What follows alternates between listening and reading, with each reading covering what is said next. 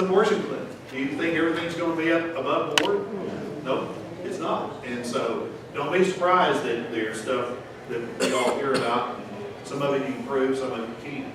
Sharice? It's SB 148. SB 148 is the Born Alive Infant Protection. SB 148. Yep. Okay, well, thank you, Jerry. Thank you. Okay, right now, Brian King is going to speak, but he's not here. He's working with his chicken houses right now, and so, but he plans to be back next week or the following to share with you. So really, we're going to go to soapboxing, but before we go to soapboxing, I might ask any of the Bob, would you like to soapbox on an issue or something to share with the group? I will, but it's probably something a lot of you all have some concerns about. There's a piece of legislation that was dropped yesterday by Chris Ritchie dealing with the concealed carry permit and open carry. And you know, I think his motivation may be sincere, that he's wanting to provide some clarity and stuff. I don't know about that, but it's definitely a step backwards. So as it is right now, we have constitutional carry in Arkansas, and one way you know that is because of the fact that there's not been one conviction on carrying a firearm since 2007. The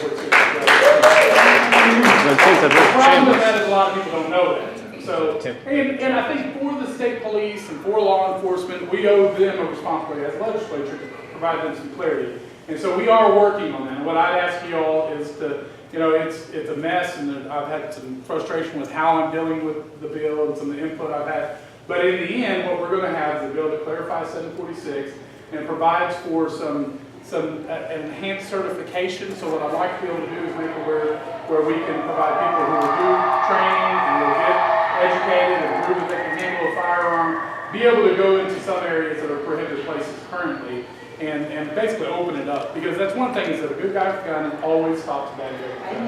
It happens all the time, or a bad guy with a knife. You know, so the more that we can get people out there with firearms in order to do that better operation. That's the direction we're going as a body.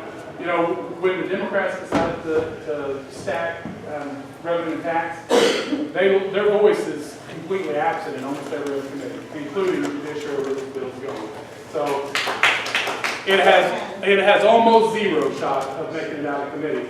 But we do need to be diligent, paying attention. I wouldn't want to take anything away from you all, you know, making sure that the public knows that this piece of legislation is a step backwards in the Second Amendment rights here in Arkansas. So I'd be happy to talk. I don't want to take any more time from everybody else, but yeah, Paul. I just want to reinforce kind of what you're saying as far as if you're dealing with concealed carry holders, you're going to give them some extra rights. I don't have a serious problem with that. I'd like to go completely open to everybody, but I don't have a serious problem with that. It's a really good argument to make, I think, because when you look at the crime statistics for concealed carry holders, who doesn't do this? No, that's exactly right. Yeah, It's really kind of, I mean, the facts are all in our favor. That's one thing that's nice about being a conservative, is 99.9% of the time it's the case. Yes, ma'am. What was the number of your bill? Well, my bill's not filed yet, so it doesn't have a Yeah, number. there hasn't been any concealed carry violations since what year? Well, there's been concealed carry permit violations. There's not been any prosecutions. Well, there's been prosecutions, but not been any convictions on the carrying of firearms since 2013 Act 746. Open, yes, for someone carrying open or someone carrying permitless or whatever. Yeah, there are actually been some convictions for people who were in the middle of committing a crime, and so they're carrying a crime with the proper mental state of doing it with the intent to commit a crime. But there's not been any prosecution of, you know, we've had a couple of situations where a guy got arrested for carrying a firearm openly or without a permit, and there's not been any convictions. And the reason why there's not been any convictions, there's no law to convict them on. 746 straight constitutional carry. That's the facts. Did Mark Lowry's bill pass? Mark Lowry's bill did pass.